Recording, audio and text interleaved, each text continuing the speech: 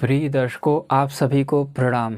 आज के इस वीडियो में हम जानेंगे कि जीवात्मा सांसारिक बंधनों में क्यों आया, हम जीवात्माओं का ही अस्तित्व क्यों है, हम कौन हैं।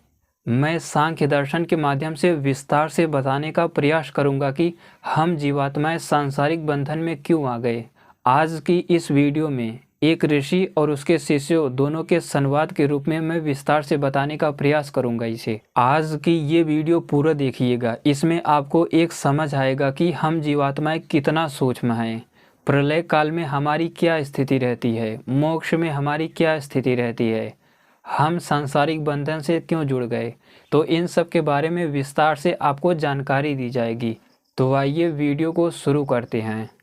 जैसा कि आप सभी जानते हैं कि संसार में 3 प्रकार के दुख पाए जाते हैं, आधिदैविक, आध्यात्मिक, आधिभौतिक। इन तीनों दुखों से छूट जाना, जब पूरी तरह हम इन तीनों दुखों से छूट जाते हैं तो उसे ही मुक्ति कहते हैं। आधिदैविक दुख हमें तब प्राप्त होता है जब कोई भूकंप आता है, बाढ़ आती है, सुनामी आदि आती हैं, ठंडी गर्मी बरसात, इनके माध्यम से जो हमें दुख पहुंचता है यही आधिदैविक है। और आध्यात्मिक दुख कहते हैं जब हमें मानसिक स्तर पर समस्याएं होती हैं, बेचैनी, पीड़ा, दुख आदि जो भी मन के स्तर पर होता है, आत्मा के स्तर पर, ये आध्यात्मिक दुख है। और आधिभौतिक दुख कहते हैं जब हमें कोई सांप काट लेता है, कुत्ते आदि काटते हैं, या फिर इन जानवरों के माध्यम से जो हमारे आसपास रहते हैं, इन सब माध्यमों से जो हमें दुख प्राप्त होता है वो आधिभौतिक दुख होता है। तो इन तीनों दुखों से पूरी तरह निवृत्त हो जाना, छोड़ जाना ही मोक्ष है। लेकिन इन तीनों दुखों से छूटने के लिए जो भी हम क्रियाएं करते हैं, निष्काम कर्म करने का प्रयास करते हैं, क्या ये हमें मोक्ष तक, मुक्ति तक ले जा सकता है। आज की इस वीडियो में इसी की विस्तृत चर्चा की जाएगी। तो एक शिष्य है जो महर्षि से अपने वैज्ञानिकता के हिसाब से प्रश्न पूछ रहा है। आप मेरी बातों को अब ध्यान से सुनिएगा। एक शिष्य है जो महर्षि कपिल जी से अपने प्रश्न पूछ रहा है, हालांकि वो भी अपना पक्ष रख रहा है, अपना तर्क दे रहा है, इसीलिए उसे आप पूर्व पक्षी भी बोल सकते हो। दूसरी तरफ महर्षि कपिल जी हैं जो उसके तर्कों का जवाब दे रहे हैं। तो आइए एक एक करके समझते हैं कि हम जीवात्माएं सांसारिक बंधन में क्यों आ गए।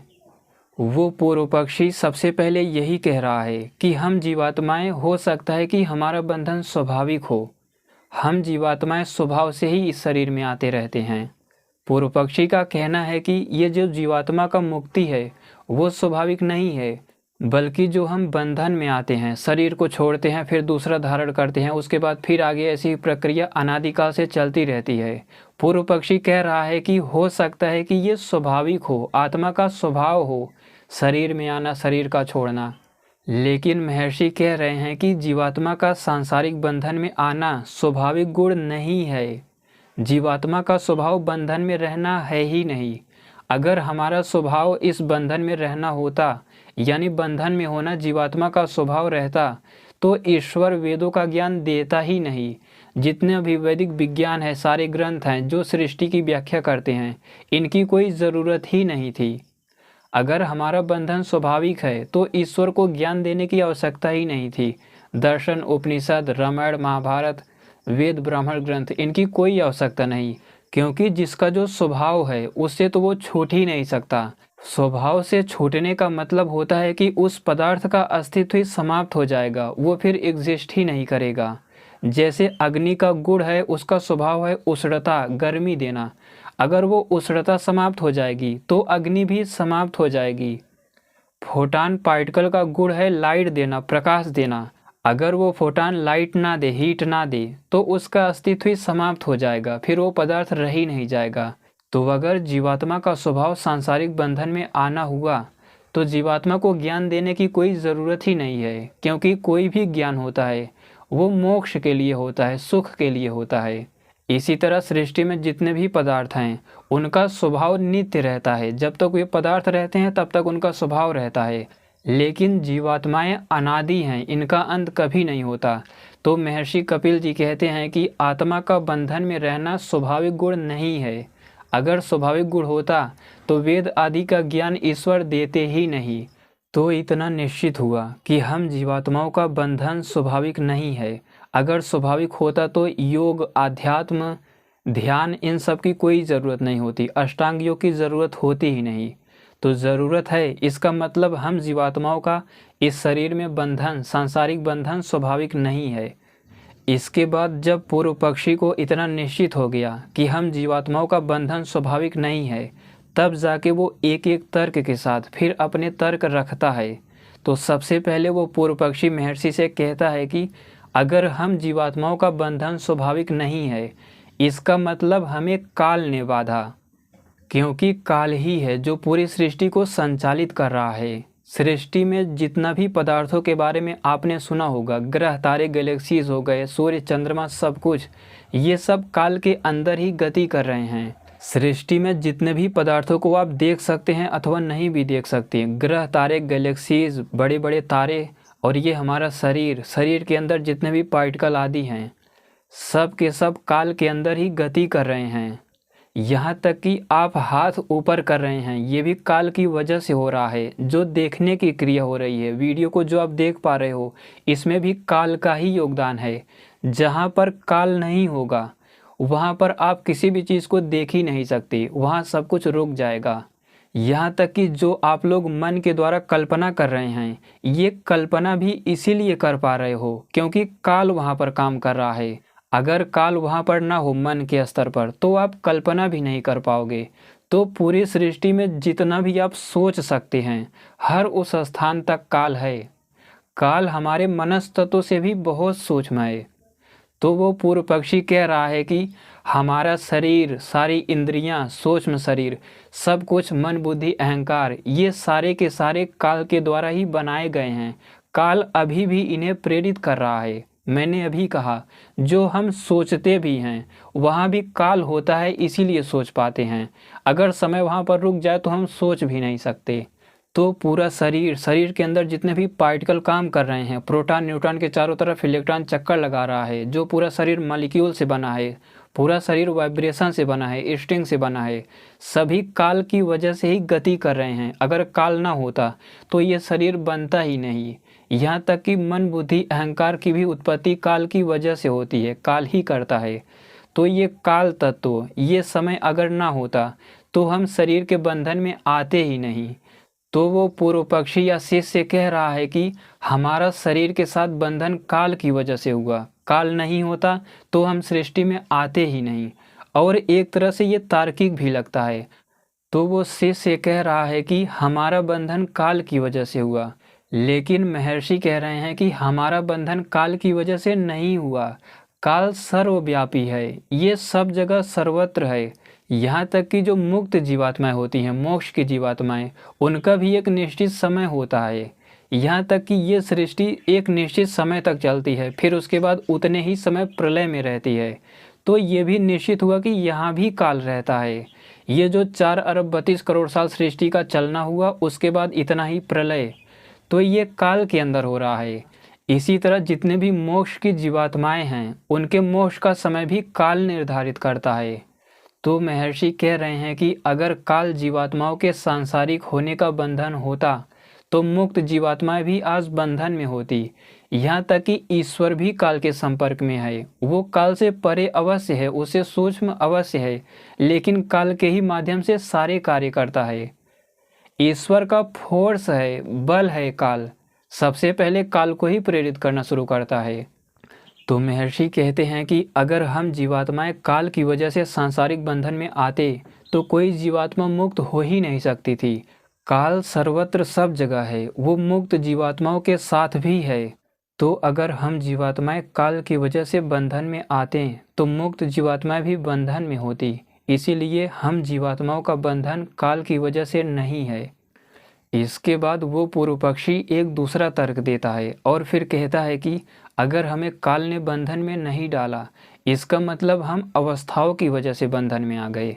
ये जो शारीरिक अवस्थाएं होती हैं, इसे आप विस्तार से समझिए। ये अवस्थाएं ऐसे हैं जैसे कोई वृद्ध हो, तो वो वृद्ध है इसीलिए मोक्ष को नहीं प्राप्त हुआ, क्योंकि वो वृद्ध है, अब अध्ययन नहीं कर सकता, अब वो सामर्थ्य नहीं रहा। इसी प्रकार अगर कोई छोटा बच्चा है तो वो भी मोक्ष प्राप्त नहीं कर सकता, क्योंकि वो सामर्थ्य नहीं है।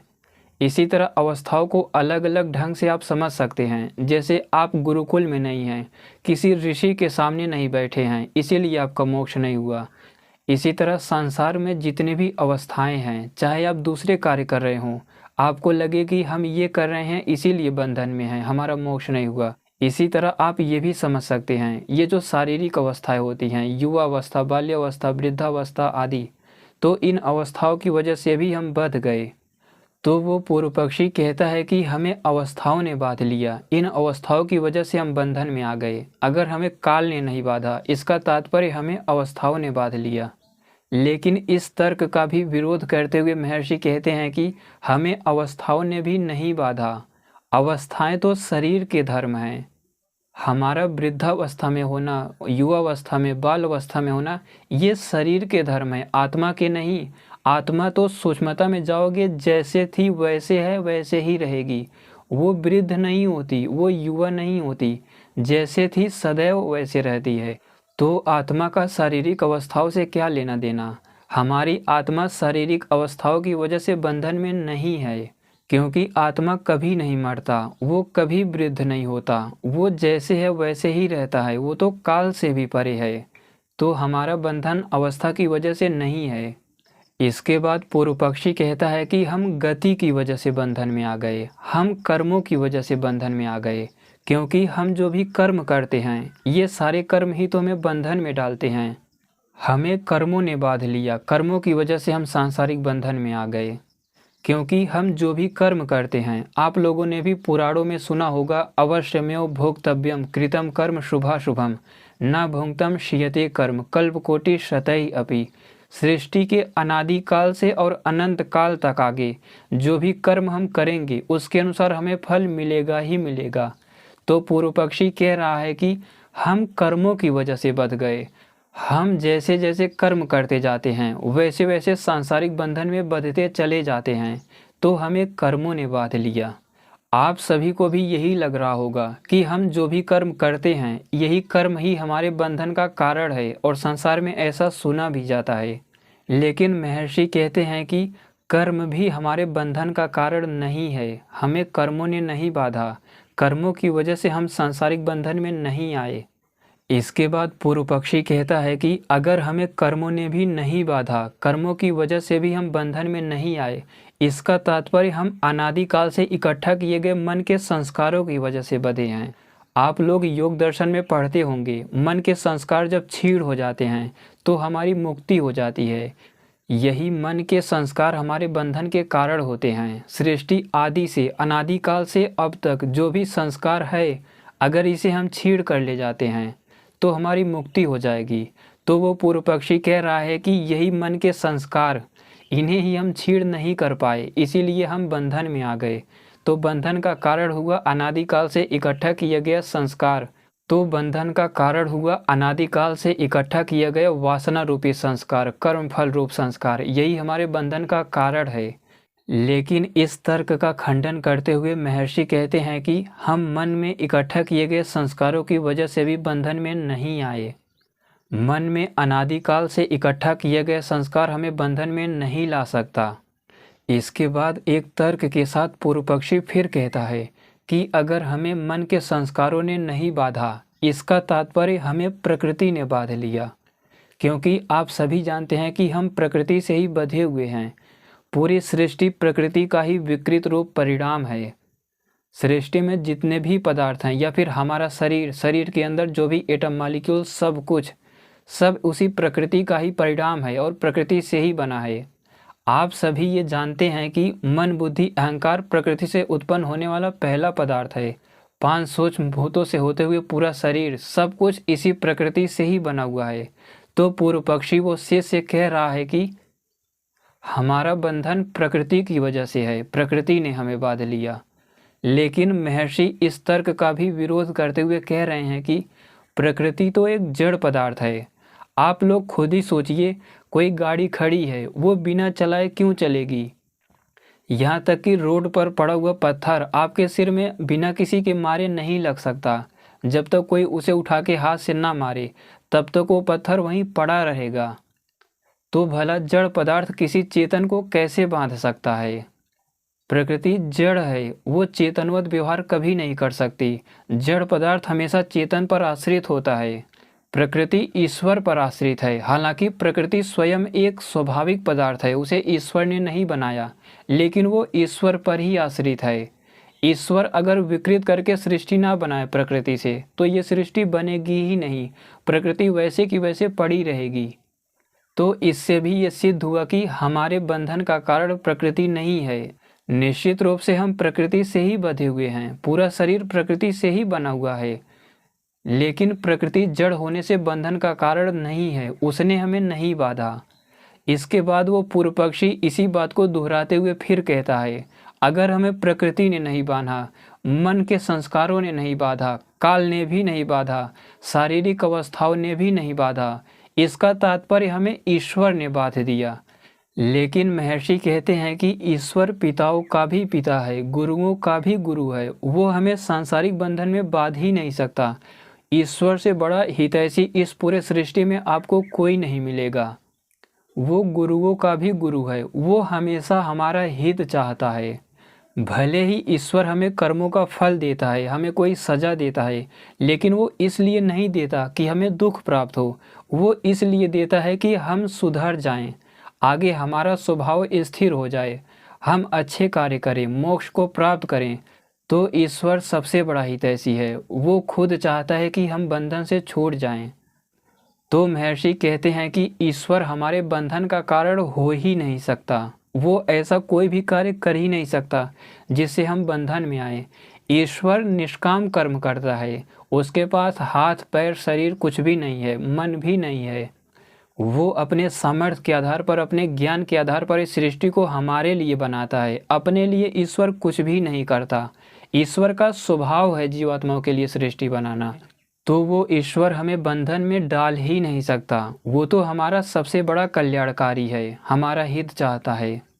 इन सब तर्कों को उठाते हुए, इन्हें दोहराते हुए वो पूर्व पक्षी फिर कह रहा है, वो शिष्य फिर कह रहा है कि जब हमारा बंधन, जीवात्मा का बंधन स्वाभाविक नहीं है, हमें काल ने भी नहीं बांधा, हमें देश या अवस्थाओं ने भी नहीं बांधा, हमें कर्मों ने भी नहीं बांधा, हम मन के संस्कारों की वजह से भी बंधन में नहीं आए, प्रकृति ने भी नहीं बांधा, और यहाँ तक कि ईश्वर तो हितैषी ही है, उसने भी नहीं बांधा। इसका तात्पर्य तो ये हुआ कि हम जीवात्माएं खुद ही प्रकृति से जुड़ गए, हम स्वयं इस शरीर में आ गए, बंधन में आ गए। इस बंधन में आने की वजह हम जो जीवात्माएं हैं, हम स्वयं हैं।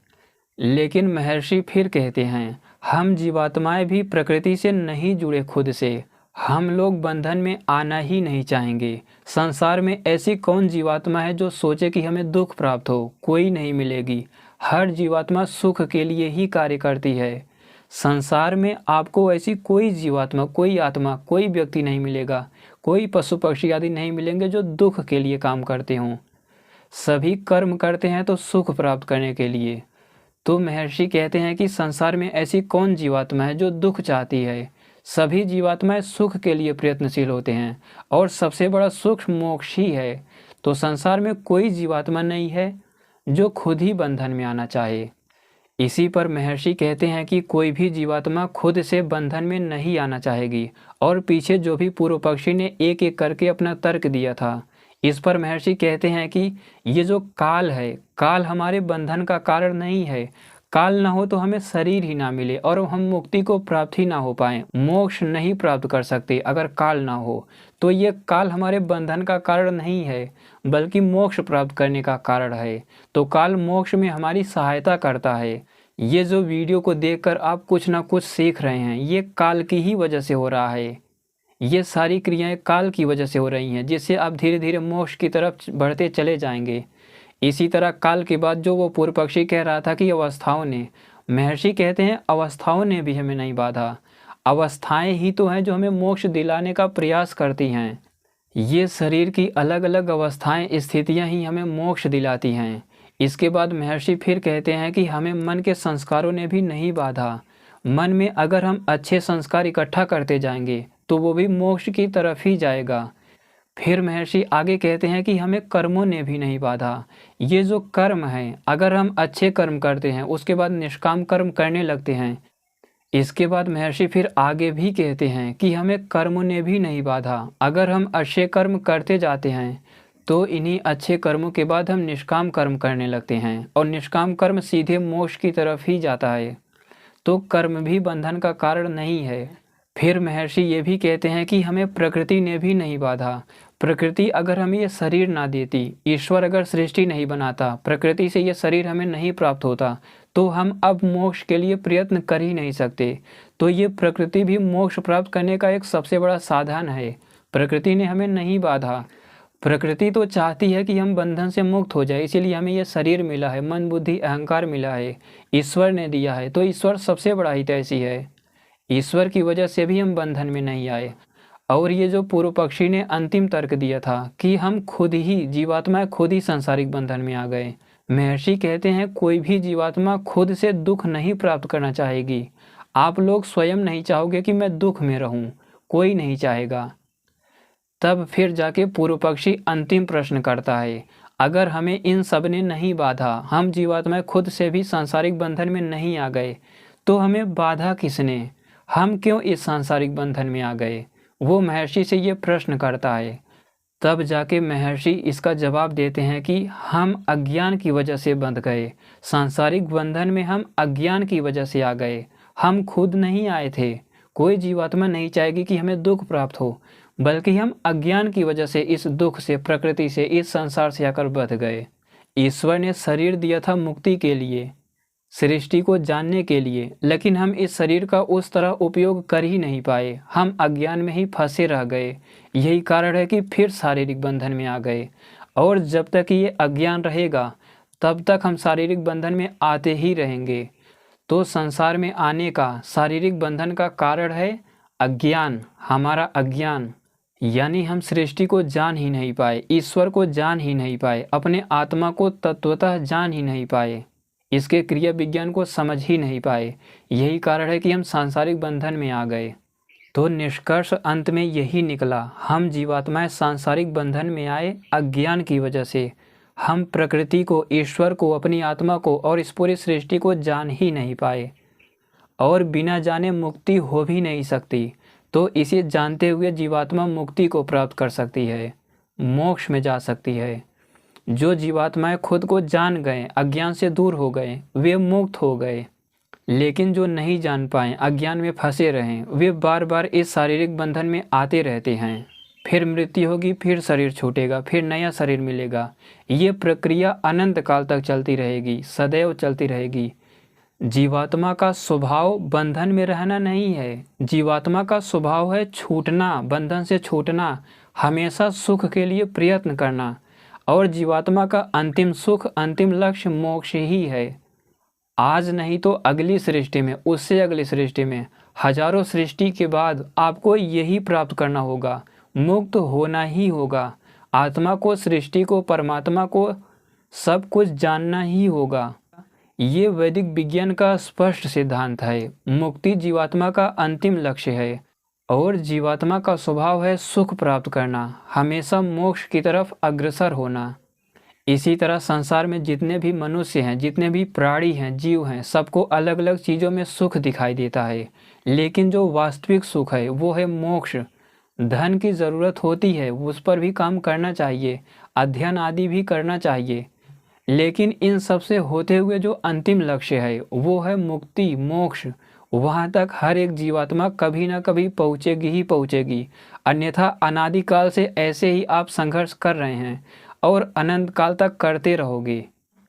तो हम जीवात्माएं अज्ञान की वजह से प्रकृति में आकर बंध गए।